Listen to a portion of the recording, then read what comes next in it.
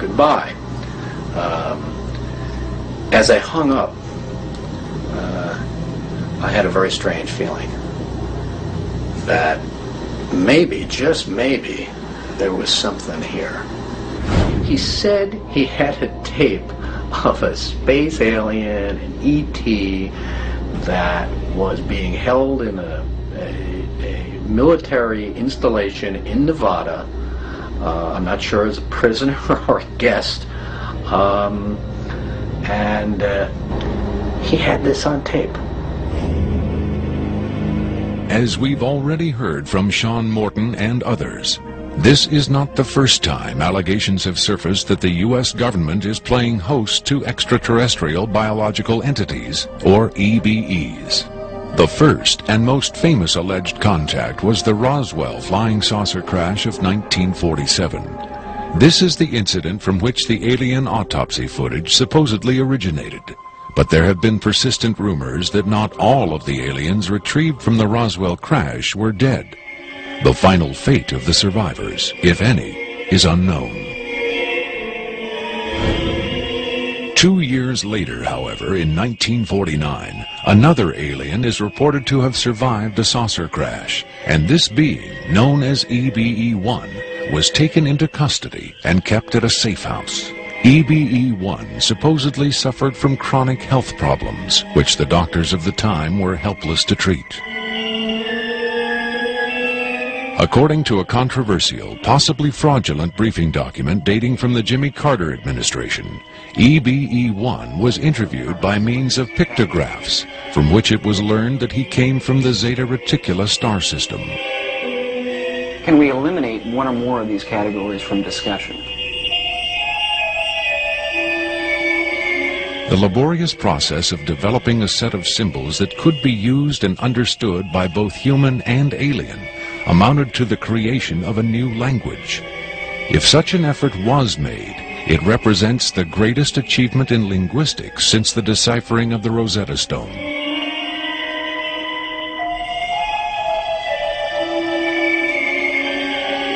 That such an achievement would be kept secret illustrates the hysterical paranoia of the time as the Cold War intensified under the threat of nuclear annihilation.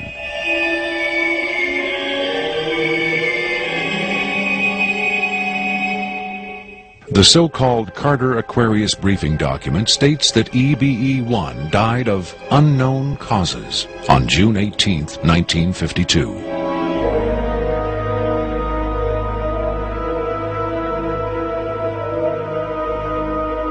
Skeptics who doubt the authenticity of the Carter-Aquarius document find it unbelievable that highly advanced alien beings would allow one of their own to die under the primitive medical care of a species that had barely begun to conquer its own diseases.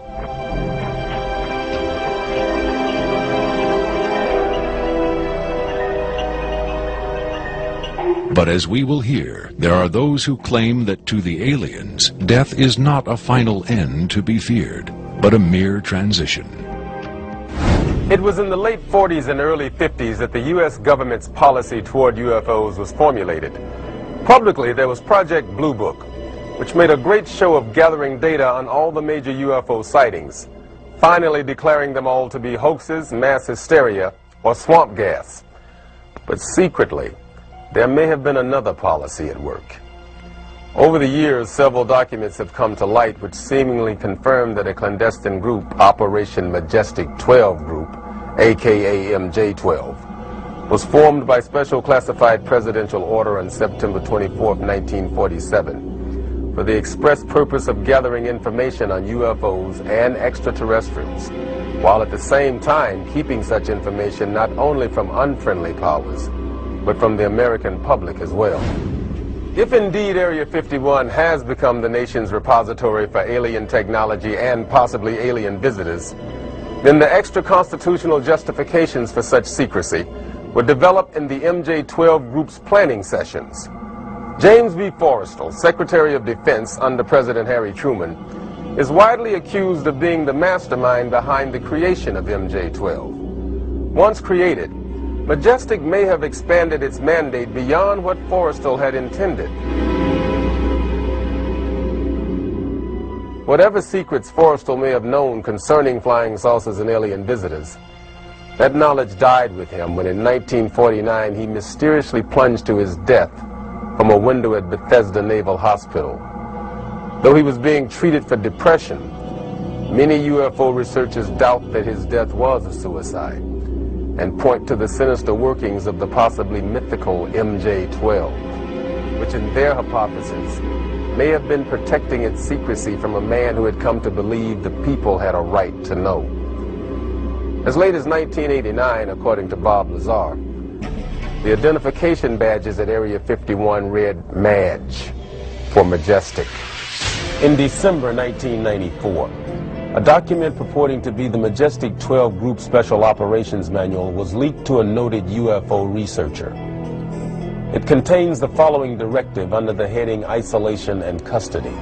EBEs will be detained by whatever means are necessary and removed to a secure location as soon as possible. There follows this disturbing amplification.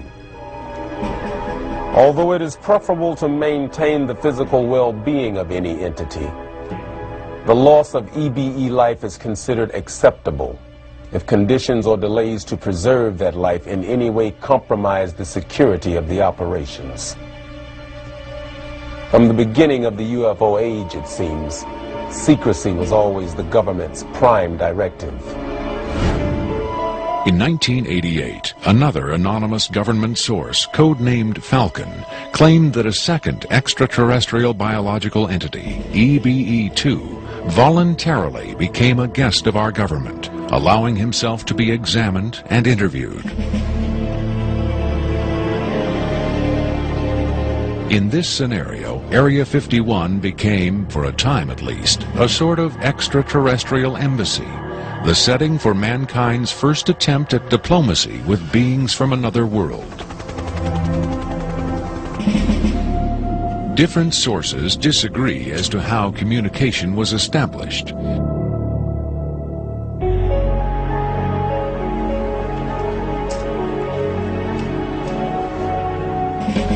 There is universal agreement that the EBEs are incapable or unwilling to speak human language.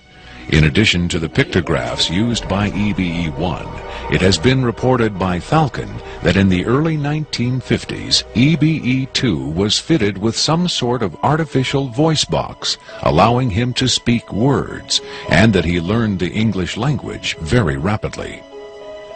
Other sources doubt this story, however. By our kind, do you mean we Americans? What has been reported most persistently is that the aliens communicate via thought projection, or telepathy. It would have been tortured, made to give up their secrets, instead of questioned in this friendly manner.